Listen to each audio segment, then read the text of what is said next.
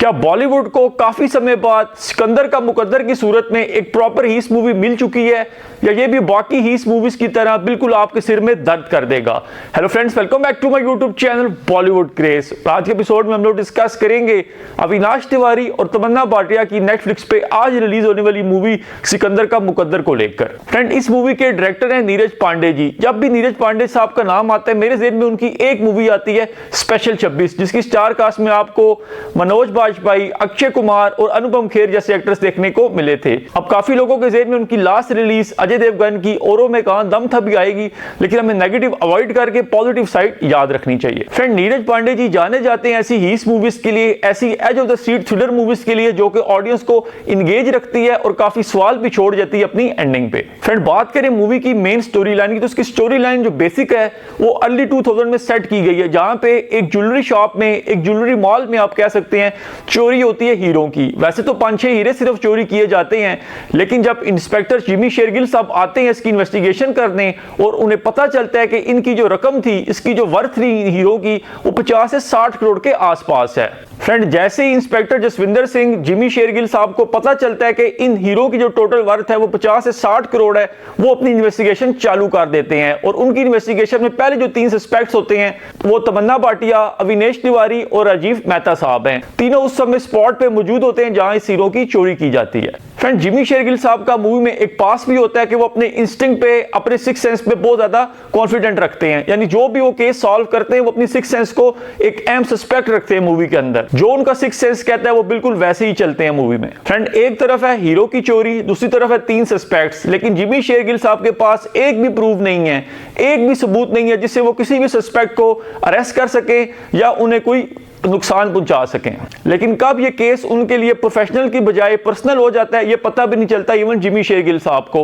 और जो main suspect है अविनाश तिवारी साहब, जो कि बार बार लाइफ में ट्राई करते हैं किसी तरह मैं सेट हो जाऊं, मेरे पैर जम जाए जमीन पे, वो सेट नहीं हो पाते। जब वो कहीं ना कहीं सेट होने लगते हैं, जिमी शेरगिल साहब आगे उनके लिए एक बार फिर डिफिकल्टीज क्रिएट कर देते हैं। फाइनली जब अविनाश तिवारी साहब दुबई चले जाते हैं, कुछ साल बाद उन्हें लगता है कि यार यहाँ पे मैं स्टेबल हो सकता हूँ, तो जिमी शेरगिल उनकी जिंदगी को हेल बनाने के लिए दुबई में भी लैंड हो जाते हैं। हीरो की चोरी असल में की किसने थी, वो हीरे कहां छुपाए गए हैं, क्यों कोई सबूत नहीं मिला पुलिस को, ये सारे स्पॉयलर्स हैं जो कि हम आपको वीडियो में नहीं बताएंगे, वरना आपकी मूवी का मजा खराब हो जाएगा। फ्रेंड, बात करें मूवी के प्लस पॉइंट की, जो सबसे बड़ा प्लस पॉइंट मुझे फील हुआ है मूवी के दौरान, जो कि बाद में इसका नेगेटिव पॉइंट भी बन गया था जिसकी वजह से, वो ये कि मूवी का जो पहला स्टार्टिंग सीन है जहां पे हीरो को चोरी किया जाता है, वो इतना ब्रिलियंट, इतना एक शॉट में सीन क्रिएट किया गया सारा कि आपको नेचुरल फील आता है। जो हसल एंड बसल चाहिए थी उस सीन के लिए, जो नर्वसनेस चाहिए थी, जो तोड़ फोड़ चाहिए थी हीरो की चोरी के लिए, वो सीन जब आप देखेंगे स्टार्टिंग में तो आपकी एक्सपेक्टेशंस आसमान को छू जाएंगी मूवी को लेके। लेकिन अब पहला सीन इतना फास्ट पेस था कि बाकी मूवी आपको थोड़ी स्लो पेस लगेगी, आपको थोड़ा सा मेलोड्रामा, ड्रैग और स्ट्रेच लगेगा। फ्रेंड, सेकंड जो सबसे बड़ा प्लस पॉइंट है इस मूवी के लिए, वो इस मूवी के तमाम कैरेक्टर्स की ब्रिलियंट परफॉर्मेंसेस। तमन्ना भाटिया स्टैंड आउट करती हैं अपनी परफॉर्मेंस में। जो उनके इमोशनल सीन्स भी थे या जो उनके रॉबरी वाले सीन्स भी थे, वो सारे बहुत ही ब्रिलियंट थे। इन्वेस्टिगेशन के दौरान तो उन्होंने जो एक्सप्रेशंस दिए हैं वो माइंड ब्लोइंग थे। मूवी बेसिकली घूमती है अविनाश तिवारी, जो कि सिकंदर आपको मूवी में देखने को मिलेंगे, उन्होंने अपनी एक्टिंग से जो अपने कैरेक्टर के डिफरेंट शेड्स दिखाए हैं वो माइंड ब्लोइंग था। एज अ एक्टर उनकी जो रेंज भी काफी सामने आई है वो भी बहुत ही बढ़िया लगा। जिमी शेरगिल साहब को जब हम एज अ कॉप देखते हैं तो नेचुरल फील आती, क्योंकि हम इतनी मूवीज में जिमी शेरगिल साहब को कॉप का रोल करते देख बैठे हैं कि अब हमें लगता है कि रियल लाइफ में ये बंदा कॉप ही होगा।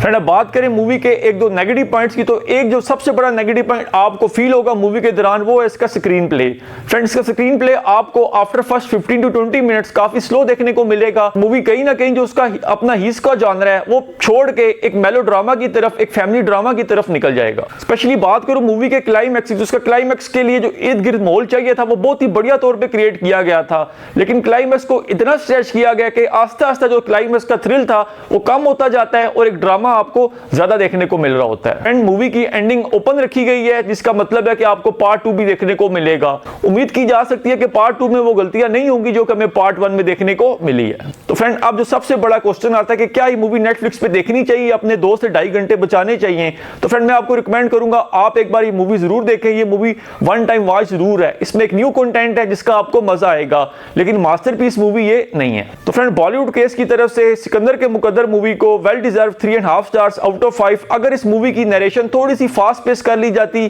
थोड़ी सी टाइट एडिटिंग कर ली जाती, जो इसके 2.5 घंटे का टाइम है उसे किसी तरह 2:15 या 2 घंटे तक ले आते, तो इस मूवी को 4 चांद लग जाते। Anyway it's a brilliant attempt. हम आपको रिकमेंड करेंगे एक बार आप मूवी नेटफ्लिक्स पे जरूर देखें। Thanks for watching.